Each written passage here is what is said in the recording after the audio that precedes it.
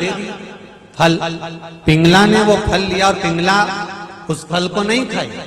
पिंगला ने विचार करा, राजा के दरवाजे पर जो द्वारपाल खड़ा होता है, मैं उसको बहुत प्रेम करती हूँ, वो मुझे प्रेम करता है। अगर मैं जवान हो गई तो क्या मतलब कि वो तो बूढ़ा हो जाएगा, जिससे मेरा लगाव, जिससे मेरा स्नेह। पिंगला ने वो फल जम के बोलो उस द्वारपाल को दे दिया। द्वारपाल के पास फल आया, क्या जोरदार फल मिला है।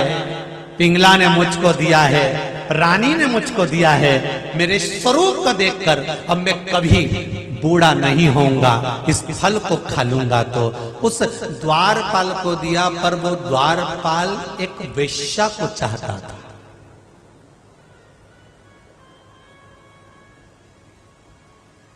वो द्वारपाल एक वेश्या से स्नेह करता था। फल आया द्वारपाल के पास, फल द्वारपाल के पास से वो वेश्या के पास पहुंच गया। द्वारपाल ने सोचा अगर मैं जवान हो जाऊंगा, मैं सुंदर हो जाऊंगा, मैं युवान हो जाऊंगा, पर वेश्या तो बूढ़ी हो जाएगी।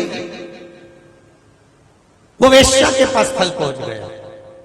वेश्या के पास फल आया और उसमें पत्र लिखा हुआ था, ये वो फल है जो खाएगा जवान हो जाएगा, युवान हो जाएगा, सुंदर बना रहेगा, अंतिम क्षण तक, प्राण छूटने तक, मृत्यु के घाट पहुंचने तक भी उसको बुढ़ापा छू नहीं सकता। ये फल आया है, लो। और वेश्या ने वो फल लिया। ज्ञानी थी वेश्या, कहीं सत्संग में लगी रहती थी, भजन में लगी रहती थी, स्मरण में लगी रहती थी। वेश्या ने फल देखा तो वेश्या के मन में आया, एक ना एक दिन अगर मैं जवान। फल गया पिंगला के पास, पिंगला ने वो फल द्वारपाल को दे दिया। द्वारपाल ने वो फल लिया, वेश्या को दे दिया। वेश्या सत्संगी थी, कीर्तनी थी। उसकी चित्तवृत्ति में एक बात बैठी हुई थी,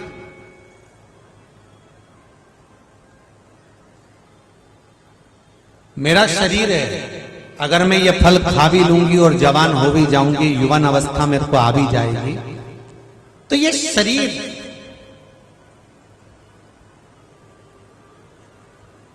क्या रखना मुझे। हां, यदि फल राजा के पास पहुंच जाएगा ना, और राजा यदि जवान हो जाएगा, राजा यदि युवान हो जाएगा, तो पूरा राजपाट सब अच्छा चलता रहेगा। इसलिए इस फल को मैं राजा के पास भेज देती हूं। ये फल मैं राजा के पास भेज दे।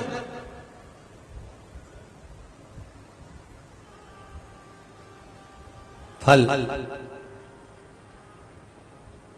राजा के पास गया और राजा भर्तरी के सामने जब फल आया और वेश्या ने कहा, महाराज ये फल लीजिए। राजा भर्तरी ने पूछा कि ये फल क्यों? ये वो फल है जिसको खाने के बाद आप युवान हो जाएंगे।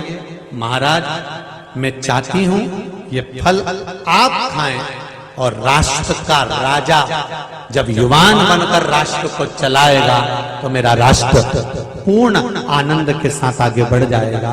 राजा भर्तरी ने पूछा, ये बताओ कि ये फल तुम्हारे पास कैसे आया? तो कहा, मुझे द्वारपाल ने दिया। द्वारपाल से पूछा, ये फल तेरे पास कहां से आया? तो कहा, मुझे पिंगला ने दिया। पिंगला से पूछा, ये फल? तो पिंगला से पूछने की तो जरूरत ही नहीं थी, क्योंकि राजा ने खुद ही दिया था। राजा भर्तरी की आंख से आंसू बहने लगे, और राजा भर्तरी 12 वर्ष तक सप्तपुरियों में से एक पुरी अवंतिकापुरी में तप करते रहे। जब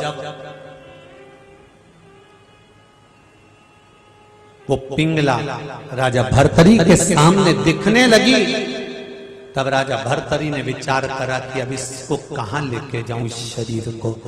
तब राजा भर्तरी मां गंगा के घाट इस मायापुरी में आए और इस गंगा के घाट पर एक शिखर में, एक पर्वत में, कंदरा के अंदर तप करने बैठ गए। तप करते करते राजा भर्तरी को समय निकल गया। राजा भर्तरी के प्राण छूट गए। विक्रमादित्य का राज्य था। राजा विक्रमादित्य को मालूम पड़ा कि मेरा भाई भर्तरी चला गया है।